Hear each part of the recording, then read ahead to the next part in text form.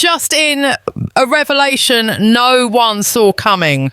Nigel Farage has just exposed what he claims is Keir Starmer's hidden strategy, a plan so secret, so deeply buried, that its sudden surfacing has sent shockwaves across Westminster. MPs are furious, commentators are stunned, and within minutes the political world erupted into chaos, demanding answers that Starmer is nowhere to be seen to provide.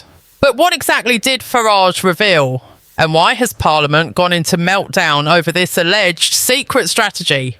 In this fictional dramatic scenario, the entire storm began with a single unexpected broadcast. Farage, appearing live on a late evening political programme, claimed he had obtained information that would change the entire conversation about Starmer's leadership. At first, the host smiled politely, expecting the usual political commentary, but that changed instantly the moment Farage leaned forward and declared he had uncovered details of a strategy Starmer had supposedly kept hidden from both the public and Parliament. Within seconds, the atmosphere shifted, the studio fell silent, the host's expression tightened. What strategy, they asked? But Farage didn't answer immediately. He paused, letting the suspense settle over the audience like a storm cloud waiting to break. And then he dropped the first hint. According to Farage, this alleged strategy wasn't just political. It was long-term, deeply coordinated, and involved decisions MPs had never been informed about. He spoke as though he were unveiling the first layer of a far bigger, far darker revelation. The moment the clip hit social media, it exploded. Viewers shared it millions of times within minutes, creating a surge of speculation unlike anything seen that week. By the time Farage continued, the online world was already spiralling. And what came next only added fuel to the fire. He claimed the strategy included internal policy shifts, quiet agreements, and behind-the-scenes alignments that, according to him, would reshape the entire direction of the government. The revelation hit Westminster like a shockwave. MPs who had been preparing for an ordinary evening were suddenly storming out of offices, calling emergency meetings, demanding clarification from Starmer's team. Reporters rushed to capture reactions as MPs flooded into the halls of Parliament. Some looked furious, others confused, and some genuinely alarmed. It wasn't the claim itself that caused the panic. It was the possibility that something major had been happening without their knowledge. If this is true, one MP muttered, we've all been kept in the dark. But the most chaotic part of the moment wasn't even the content of Farage's claim. It was the timing. Starmer was said to be in a closed-door meeting when the revelation went live. His team, blindsided, refused to comment. Phones rang endlessly throughout Downing Street, with advisors scrambling to understand what was being said, who had leaked what, and how they were supposed to respond. The silence from Starmer's office made everything worse. It looked less like strategy and more like shock.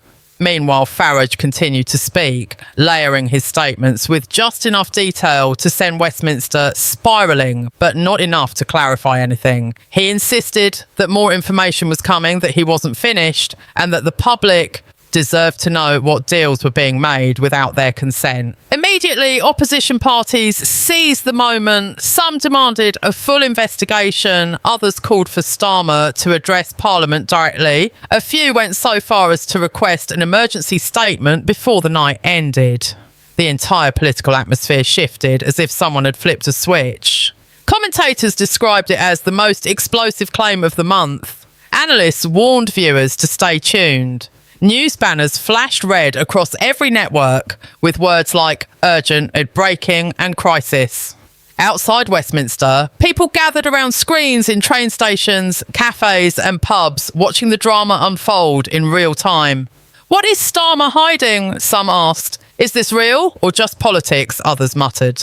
No one had answers, just theories, frustration and a rising sense that something massive was about to break. The fallout from Farage's explosive claims sent shockwaves not only through Parliament but across the entire country. Within minutes, newsrooms became battlegrounds of speculation and urgent analysis. Every major political commentator and journalist scrambled to piece together the fragments of this alleged secret strategy, trying desperately to understand what it might mean, not just for Starmer, but for the future of the government itself. Social media erupted with hashtags calling for answers, demanding transparency, and questioning whether the Prime Minister had deliberately kept MPs and the public in the dark. Voices from every side of the political spectrum debated furiously. Some dismissed Farage's claims as political theatre designed to destabilise Starmer's leadership. Others warned that ignoring the revelations could plunge the government into an unprecedented crisis of confidence.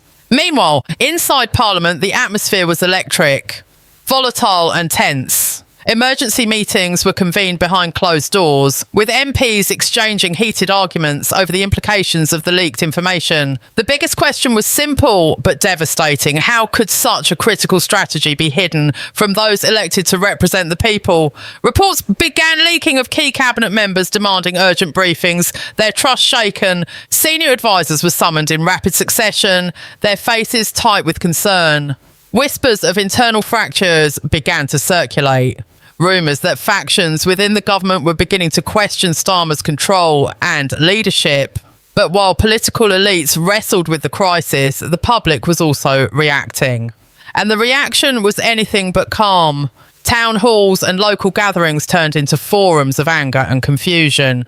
People who rarely paid attention to parliamentary procedures suddenly found themselves caught in the centre of what felt like a political earthquake. News outlets reported surges of protest calls, with citizens demanding that Starmer explain himself.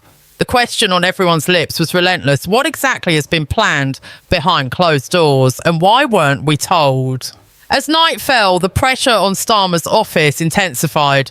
Official spokespeople remained tight-lipped, refusing to confirm or deny Farage's claims. This silence only added fuel to the fire, with some commentators accusing Starmer of a deliberate cover-up. Conspiracy theories began circulating, each one more dramatic than the last. Political opponents seized every opportunity to increase the heat. Calls for immediate parliamentary sessions, urgent questions to ministers, and demands for transparency poured in. Some even suggested that if Starmer couldn't prove he had acted openly, his position as leader might soon be untenable. At the same time, the media frenzy revealed cracks in the opposition's own ranks. While many embraced Farage's revelations as a weapon against Starmer, others cautioned caution, warning that without clear evidence, the accusations might backfire and deepen political division. And as the crisis spiralled, one unmistakable fact emerged. Britain was facing a moment of political reckoning unlike anything seen in recent memory. The stakes had been raised far beyond ordinary party politics. This was about trust, legitimacy, and the very future of the nation's democracy. Behind closed doors, government officials worked frantically to manage the crisis. Emergency strategy meetings ran late into the night. Plans for damage control were drafted and discarded, and advisers debated the best way to respond without escalating the chaos further. But as dawn approached, it was clear the country was now caught in a storm that would not pass quickly or quietly. The secret strategy that Farage exposed was not just a headline, it was the spark, igniting a firestorm that threatened to consume everyone involved. And with every passing hour, the demand for answers grew louder, more urgent and impossible to ignore. As the nation woke to a new day consumed by the fallout from Farage's explosive accusations, the political landscape was more fractured than ever.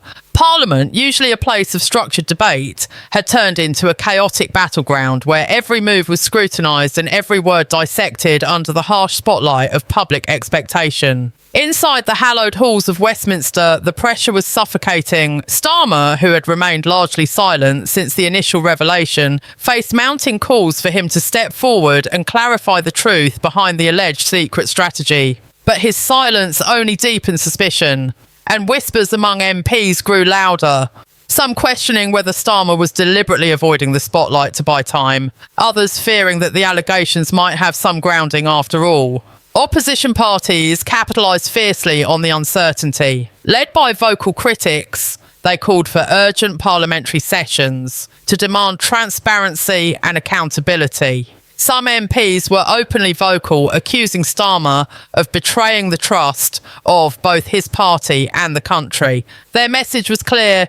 If such a strategy had been concealed, the Prime Minister's leadership was in jeopardy. Farage, meanwhile, had become the unlikely epicentre of this political storm. His decision to air these claims publicly had made him both a hero and a villain, depending on who you asked. Supporters lauded him for exposing what they called the dark underbelly of government, while detractors accused him of fueling division and distracting the country from more pressing issues. As the day progressed, more details, or what passed for details, began to trickle out. Leaked memos and anonymous sources suggested that the secret strategy involved controversial policy shifts and potential alliances that could reshape the political balance. The whispers of deals made behind closed doors without consultation or consent echoed through the corridors of power. The media frenzy reached fever pitch. Talk shows, podcasts and online debates ran non-stop,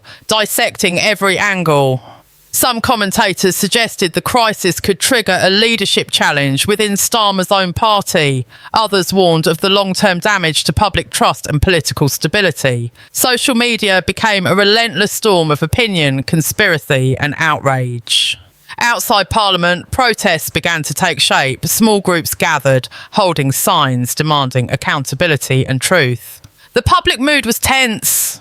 The shock of the revelation, combined with growing frustration at political secrecy, was creating a volatile mix. For many, this wasn't just about politics, it was about the future direction of the country itself. An insider, a high-ranking figure within Starmer's administration, leaked a confidential memo revealing that the alleged secret strategy was, in fact, a set of contingency plans developed in response to growing international pressures and internal challenges. The memo explained that these plans had been kept under wraps to avoid panic and maintain governmental stability, but insisted they were in the country's best interest. The leak threw the political world into turmoil once again. Some saw it as a justified explanation. Others branded it a cover-up designed to deflect blame.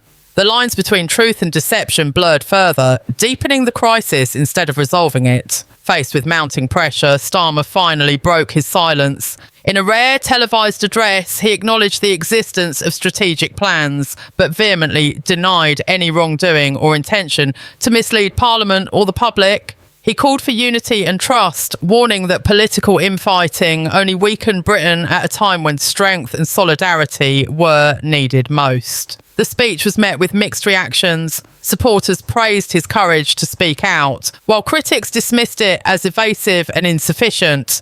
The country remained divided, the crisis far from over. As night fell, it was clear that Farage's revelation had set in motion a chain of events that would redefine British politics. The secret strategy, the leaks, the protests and the political drama had exposed deep fault lines in the nation's governance. The coming weeks promised to be turbulent. The nation watched, waiting to see if Starmer could regain control and restore faith, or if the revelations would prove too powerful to contain, leading to a political reckoning that could change Britain forever. One thing was certain, in this high-stakes game of power and secrecy, the battle for Britain's future had only just begun.